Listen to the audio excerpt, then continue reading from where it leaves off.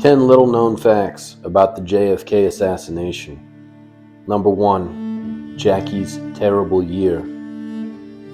1963 was especially unkind to Jackie Kennedy.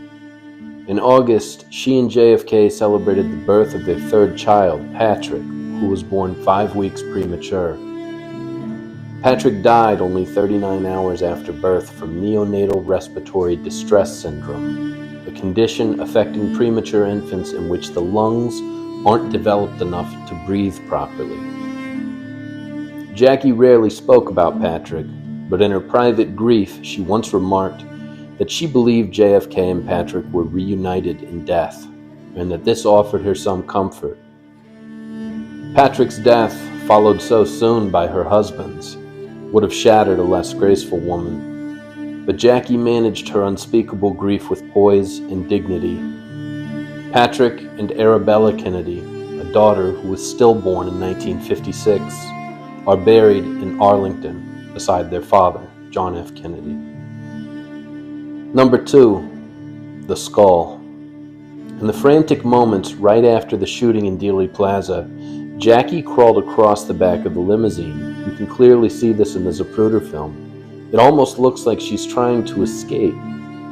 In fact, the Secret Service later confirmed that she had crawled across in order to retrieve a fragment of her husband's shattered skull and shredded brain. She later handed it to a doctor at Parkland Memorial Hospital, where she refused to leave John's side. Number 3. The pink suit. After the shooting, Jackie Kennedy remained in her blood-soaked pink suit for the swearing-in of Lyndon B. Johnson aboard Air Force One. LBJ and Lady Bird Johnson had procured a white dress for Jackie to change into, but she insisted that she be seen as she was, bereft, sullen, and covered in her murdered husband's blood. When urged by aides to please consider changing her clothes, she said, "No, let them see what they've done." She wore the iconic and now infamous pink Chanel suit for the rest of the day and night. The suit was deeded by gift to the National Archives on the condition that it not be displayed until the year 2103. It has never been washed. Number 4. The kids. John and Jackie's 2 children heard the whirring of helicopter blades late in the evening on November 22, 1963. It was a sound they'd learned meant Mommy and Daddy were home. They'd been shielded from radio and TV to this point, but when LBJ emerged from the helipad instead of their father, the secret couldn't be kept much longer.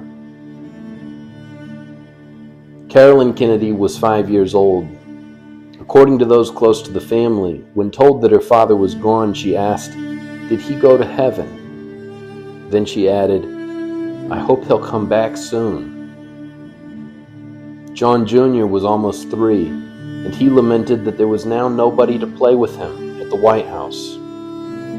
He was most upset that he was no longer allowed in the Oval Office, where he would often crawl around his father's feet near the Resolute desk.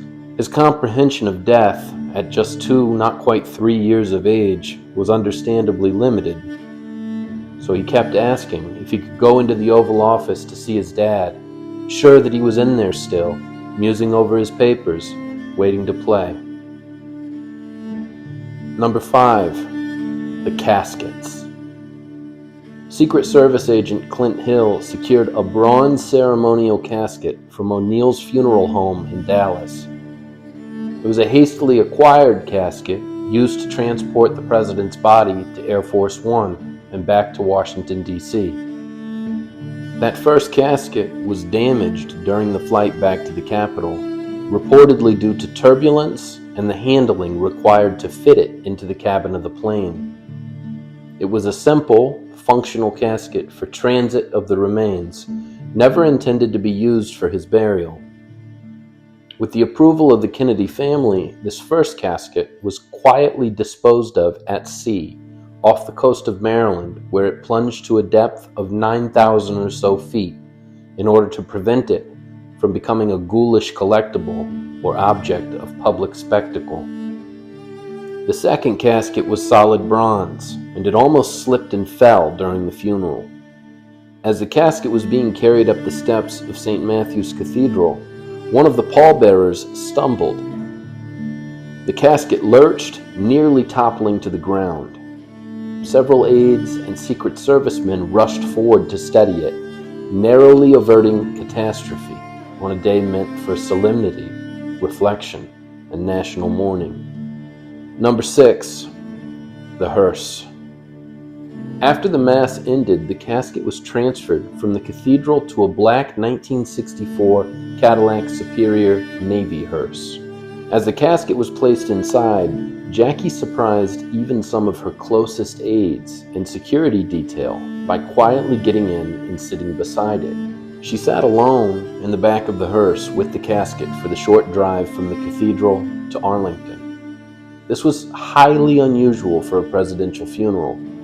Typically, the family follows in a limousine behind, but Jackie insisted it was a final, private moment, her last ride with the man she called Jack.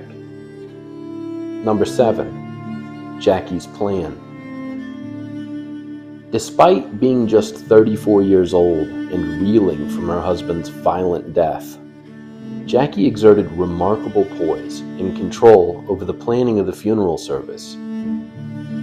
She personally orchestrated many of the details of the ceremony, modeling it deliberately after Abraham Lincoln's 1865 state funeral. This included a riderless horse with boots reversed in the stirrups, a Civil War-era tradition intended to symbolize a fallen leader. In addition, the now iconic Eternal Flame at Arlington National Cemetery, which is kept alight by a continuous low-pressure flow of natural gas, was installed at Jackie's insistence. She had seen an eternal flame at the tomb of the unknown soldier in Paris and felt it was a fitting and timeless tribute for her husband. Jackie Kennedy struck the match herself during the burial. Number 8. The saddest salute of all time. JFK was interred in Arlington National Cemetery 3 days after his death on November 25, 1963. It was his son, John Jr.'s 3rd birthday. As his father's casket passed by during the funeral procession, little John gave a crisp salute. This tragic and iconic moment was not staged.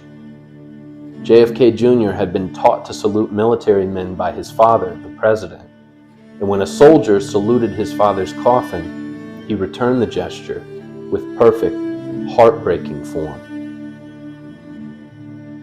Number 9. The scissors. After the funeral mass at St. Matthew's Cathedral on November 25, 1963, JFK's casket was taken to Arlington National Cemetery for the burial. Before the casket was closed for the final time, Jackie asked Secret Service agent Clint Hill for a pair of scissors. She then snipped a lock of JFK's hair to keep with her, a deeply personal, private gesture of affection and farewell. Number 10. Untouched. For months after the assassination, Jackie insisted that desks, papers, furniture, even JFK's favorite pens and cigarette ashtrays be left untouched. The idea was to create a time capsule of the president's last moments, an authentic memorial to his work and presence. Jackie left JFK's rocking chair in place and kept the Oval Office photographs and mementos undisturbed. His shoes remained by the bed at the White House for weeks. Bonus: the dry cleaners. Clint Hill, the Secret Service agent who was famously photographed leaping onto the back of the presidential limousine to protect JFK during the shooting in Dallas, draped his jacket over the president's head and upper body to shield him from witnesses and cameras providing a small measure of privacy and dignity amidst the chaos as the limousine raced for Parkland Memorial Hospital.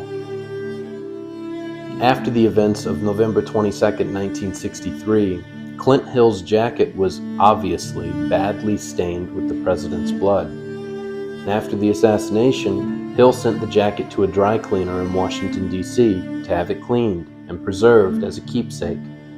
When the dry cleaner sent the invoice for the cleaning, the government declined to cover the cost, arguing that the jacket constituted a personal item belonging to Hill, that it was not government property, and therefore its cleaning could not be claimed as an official expense.